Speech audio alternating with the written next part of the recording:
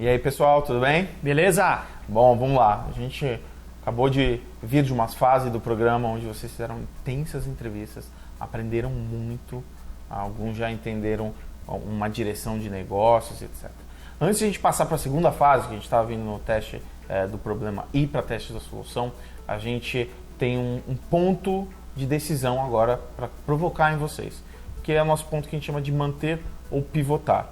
Né? Então, provocar esse ponto vai fazer vocês refletirem, vocês conversarem entre si e aí decidir de fato se vale a pena manter, porque eu já encontrei um fit interessante, ou se a gente pivota ou no consumidor, mudo o meu customer segment, ou se eu mudo de tecnologia. O bom e o mais importante é que vocês não tenham medo de tomar essa decisão de pivotar.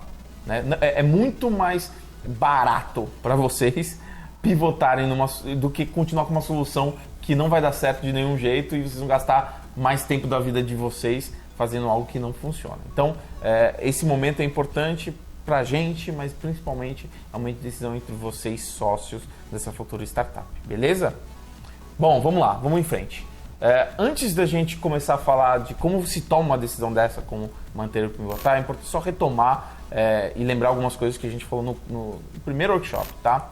Então, lembrando, né, startups são baseadas em fé, tem hipótese, faço testes e tenho o meu ciclo de experimentos para ter certeza, né, que eu validei ou desvalidei alguma hipótese. Bom, estamos fazendo isso de forma intensiva, fazendo ciclos rápidos, eventualmente mudando e pivotando em pormenores ali, né, e aprendendo muito em cada um desses ciclos. Importante que essas decisões sejam tomadas rápidas. Se você não fez essa decisão, agora é o momento para fazê-la, tá? Importante, tá? Vocês vão falar, poxa, Diogo e Rodrigo, é uma avaliação intermediária, eu não tenho dado o suficiente, eu queria mais uma semana para fazer e tal. Gente, a gente sabe disso. A gente sabe que alguns de vocês acham que não chegaram no Discovery, que não terminaram o processo, ou que poderiam fazer mais entrevistas para ter certeza, etc. Mas assim, essa sensação vai ser para sempre. Exato. É muito importante lembrar que esse processo todo empreendedor passa. Então, assim, vai ter vários momentos que vocês vão ter que decidir coisas muito importantes e vocês não vão ter todas as informações que vocês gostariam de ter nas mãos. E mesmo assim você vai ser forçado a decidir. Como é que você faz isso? Acho que esse é um pouco o ponto de hoje. Exatamente. Bom, primeira coisa, vocês têm dados e você tem fatos. Vocês entrevistaram pessoas, tiraram conclusões. Então vocês têm insumo suficiente para balizar as decisões de vocês. Então, tudo que vocês forem mostrar para dizer em prol de um caminho que vocês estão apostando, vocês tragam fatos. Isso pode ser número de entrevistas, isso pode ser um compilado de várias informações que mostram que vocês acharam Hair on Fire, uma série de depoimentos, imagens. Exato. Que vocês mostrem dados e fatos que nos convença, né, de que logicamente o que vocês vivenciaram até aqui faz sentido manter ou pivotar. E de que vocês foram a campo realmente levantar essas informações com pessoas, com consumidores, clientes reais. Exato. Bom, de novo, o importante é que vocês se sintam confortáveis e dizer, cara, eu estou cada vez mais próximo do meu fit, né, do encaixe entre o consumidor e o produto. Né? E como que a gente faz esse fit? Como a gente sabe quem achou? Então é interessante vocês se perguntarem a seguinte pergunta: nós identificamos uma proposta de valor, um projeto, que vale a pena prosseguir? É essa pergunta que tem que ficar agora para vocês. Se sim, quais evidências e quais as provas que apoiam essa decisão? O que vocês fizeram até agora? Se não, vocês vão querer pivotar? Vocês vão mudar de segmento de cliente ou mudar de alguma estratégia de tecnologia? Né? Qualquer um dos lados vale. O ponto é, vocês têm informação suficiente, inclusive, para ter boas hipóteses de para onde pivotar. Exatamente. Também não vale você chegar aqui e só falar, olha, vou pivotar, mas não sei para onde. Quem tem a informação é vocês. Nós, como coach, a gente só ajuda vocês a seguir o processo. Mas quem é um especialista no cliente, no mercado de vocês, são vocês. Exatamente. E aí, o que a gente quer evitar? A gente quer evitar que, vocês lancem uma startup que vocês acham que é um Hair on Fire e não é, e vocês ficam se auto-enganando e ficam 2 anos, 1 ano da sua vida, né, patinando. A gente já viu muito isso acontecer. Isso é bem comum, pessoal. Isso é bem muito comum. Então, assim, se não achou, muda. Né? Por que agora pode mudar? Né? Na primeira semana chegou um grupo pra mim e veio falar, olha, eu entrevistei 2 pessoas e o cara falou que não e eu quero pivotar. Eu falei, calma, você não tem dado suficiente para tomar essa decisão. Né? Então, entrevista 10, 15, 20, 30. Por quê? Porque no primeiro momento você pode ter pego o segmento errado. Não era o cara importante para você. Então agora é um momento que você tem dado suficiente para pivotar. Antes era muito cedo. Inclusive, aceita que dói menos. Então, assim, se vocês realmente estão com aquele sentimento de que, olha, talvez não está indo para frente, vocês têm realmente dados que falam, olha, a gente já falou com um monte de gente e, de fato, isso não faz sentido, aceita que não faz sentido, esse é o momento e a gente vai partir para um outro caminho, beleza? E outra coisa que a gente quer evitar é que você faça um produto que resolva um problema michuruco, um problema que não seja tão grande assim. Então, isso vai acabar a mesma coisa que o Hair on Fire, você não vai conseguir evoluir a solução e provavelmente você não vai ter mercado suficiente também para crescer. Né? Porque ninguém vai pagar por isso. Ou pagar muito pouco, porque a sua operação é muito cara. Então, é importante que nessa reflexão vocês tomem essa decisão com muita clareza. Não tem problema nenhum pivotar. Não é uma falha, né? Isso não é um fracasso. É uma decisão consciente que vai economizar muito tempo, energia e dinheiro da vida de vocês. Exatamente. Legal. E agora que a gente vai, para ajudar, né? Então chega um momento que você precisa decidir, tá? Então manter ou pivotar, é isso que a gente está tratando aqui. E tem decisões que você precisa tomar, como eu falei, que vocês não têm dados suficientes para fazer isso. Então o que a gente vai trazer para vocês agora é uma ferramenta, né? Um jeito de pensar que vai ajudar vocês numa das principais decisões desse momento que a gente está passando agora. Tá? Assim, a gente vai trazer para vocês como que a gente estima coisas. A ideia basicamente a partir do momento que vocês chegaram até aqui, né, vocês conseguem eventualmente estimar dados da startup de vocês, dados de... Né, o mais importante é entender como economicamente a coisa se fecha. Mas eu não vou conseguir encontrar na internet os dados certos, eu precisaria de muito tempo para fazer isso. Não é uma pesquisa de mercado, gente. O que a gente está propondo aqui é para vocês estimarem. E aí eu vou falar um pouco sobre como se estima, porque normalmente na faculdade a turma não ensina a gente a estimar. Né? Estimar, o pessoal que faz consultoria, eventualmente até é treinado a estimar, porque você consegue ter um número e esse número ele te ajuda a tomar uma decisão, mesmo que ele seja razoavelmente não tão preciso, mas se você tem um jeito de estimar bom, a ordem de grandeza você acerta bem. Então, conseguir fazer bem uma estimativa vai ajudar vocês a tomar a decisão. Não é um número perfeito, mas é um número suficiente para você poder tomar uma decisão naquele momento. Então, de novo, que nem eu falei, os empreendedores diversas vezes vão ser confrontados com esse tipo de decisão. E aí você vai ter que saber fazer. Bom, e para trazer um pouco de estimativa, trouxe aqui algumas coisas, algumas histórias tiradas de um livro que eu gosto muito, que chama How to Measure Almost Everything.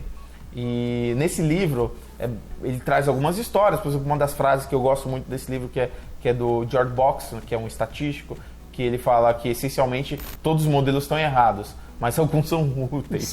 Então, assim, as pessoas mais técnicas que eu estou falando, na faculdade aprenderam muito sobre modelos, né? E todo modelo, essencialmente, na sua base, não é completo, falta dados e tal. E ele precisa ser útil. Então, o que a gente vai fazer em estimativa é criar um modelo útil para tomar uma decisão. Tá? E a história melhor que caracteriza isso, e para trazer um exemplo para vocês, é do Enrico Fermi, né, que ele foi Nobel da Física em 1938, e uma das coisas que ele fazia era ensinar estimativa nas suas aulas. Né?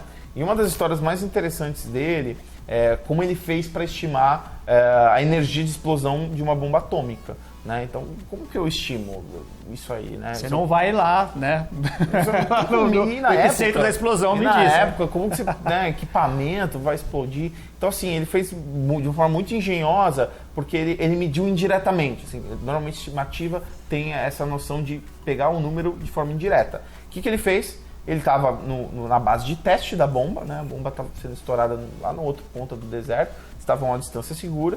E aí o que ele fez? Ele picotou um monte de papel, né? E na hora que ele explodiu a bomba, ele soltou esse papel para o ar. E o impacto da explosão, ele veio, né, empurrando o ar, né, mecanicamente, e fez com que os papeizinhos voassem.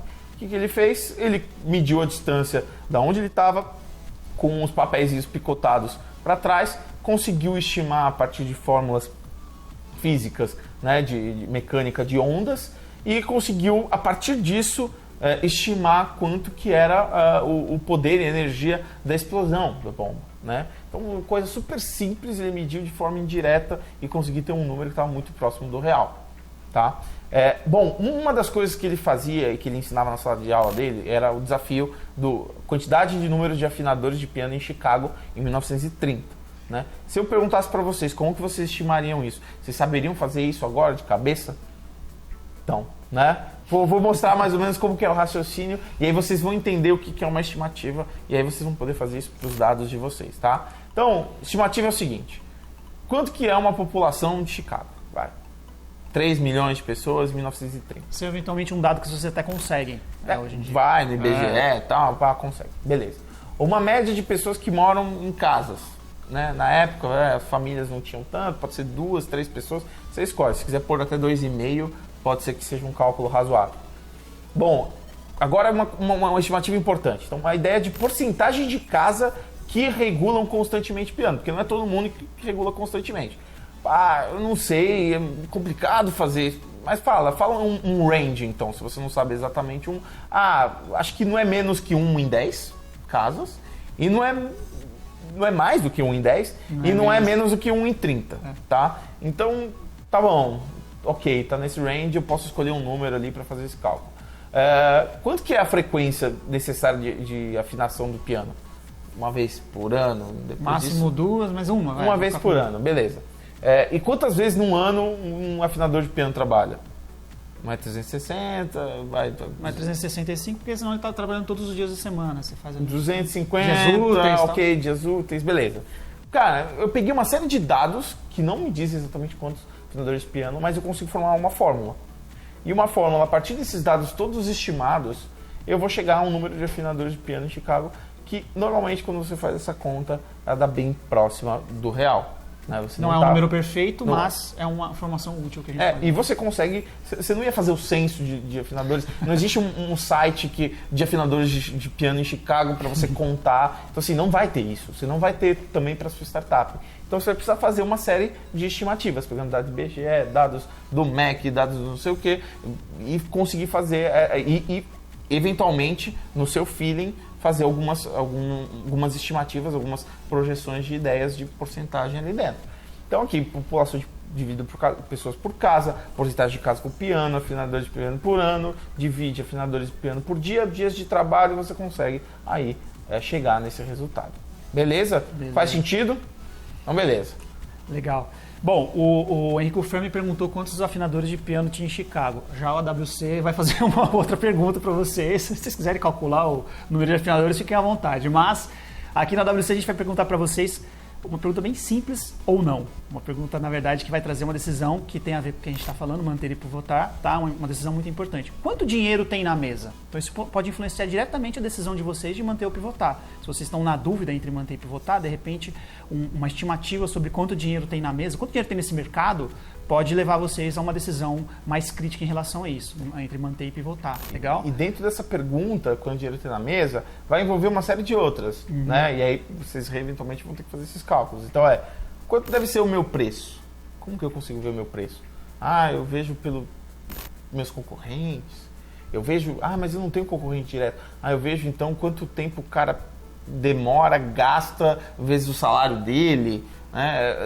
Vai existir várias coisas. Quanto que tem o bolso dele? Já tem uma série de contas para pagar. O dinheiro de contas para pagar e talvez não consiga pagar mais do que outra coisa. Né? Dá para comparar. Então, se o cara compra A, né, não dá para comprar B. Se ele comprar o C, ele vai ter que parar de comprar o A. Então, você não consegue também subir mais caro do que isso. Então, chegar numa estimativa de quanto que deve ser o seu preço. Ponto importante. Quanto você vai vender, né? Isso pode ser uma estimativa de tipo, olha, eu consigo vender tendo um vendedor, 2 vendedores, que sou eu e meu sócio, né? 2 por mês no máximo, né? Como que você chegou nessa estimativa?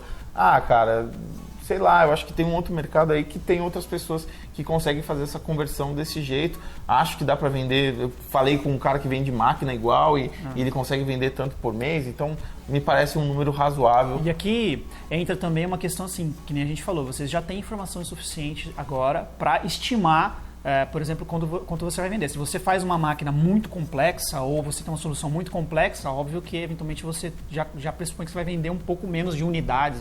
Se você está vendendo, você está trabalhando com uma plataforma, efetivamente você vai ter, sei lá, vendas mais baratas, mas mais vendas. Então começa a trabalhar com isso, começa a ter um pouco mais de ideia, um pouco mais de noção, estimar esse tipo de coisa, tá?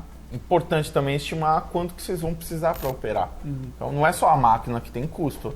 Você vai ter vocês, o salário de vocês, uma ou outra pessoa para ajudar. Pelo menos no começo, assim. Vocês não precisam pensar daqui a 10 anos. Você pensa agora, né? Até o final do ano, você precisasse contratar mais uma pessoa ou outra para atender, né? E ter uma estimativa mínima aí de custo, isso é importante. E aí, depois de pensar tudo isso, e a pergunta do quanto dinheiro tem na mesa, é um pouco se isso dá negócio.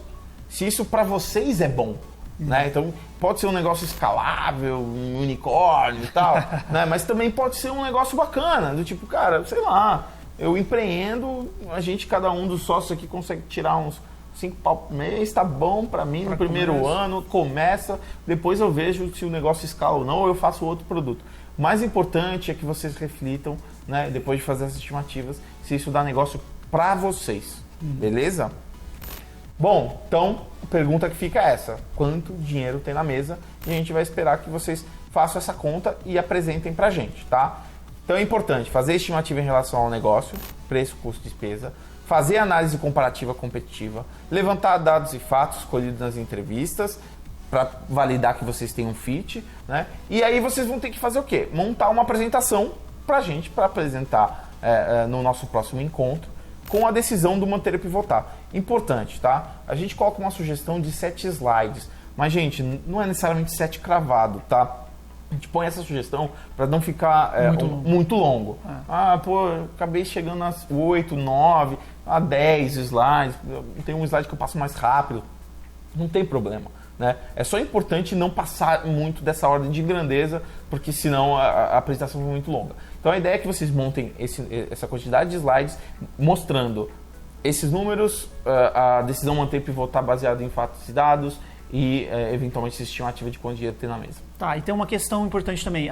Tem o deck, tem o record, mas essa é uma apresentação extra, tá? Que não tem assim um template nem nada. Vocês vão seguir essas indicativas que a gente passou, sugestões dos 7 slides e tudo mais, mas é um documento extra que vocês vão montar com essa reflexão. Não vão, obviamente, usar o deck e o record como insumo, óbvio, para trazer as evidências de vocês, mas são documentos separados, tá bom?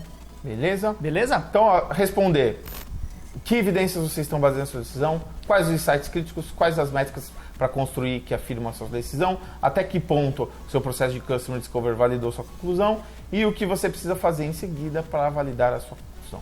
Beleza? Então a gente espera. Os coaches estão à disposição de vocês. Podem mostrar a apresentação de vocês antes, trocar uma ideia para amadurecer de fato a decisão de manter e pivotar de vocês. Beleza? E, importante, não tenha medo de mudar. Se tiver que pivotar, agora é a hora. Beleza? Beleza. É isso, gente. Até mais. Obrigado, pessoal.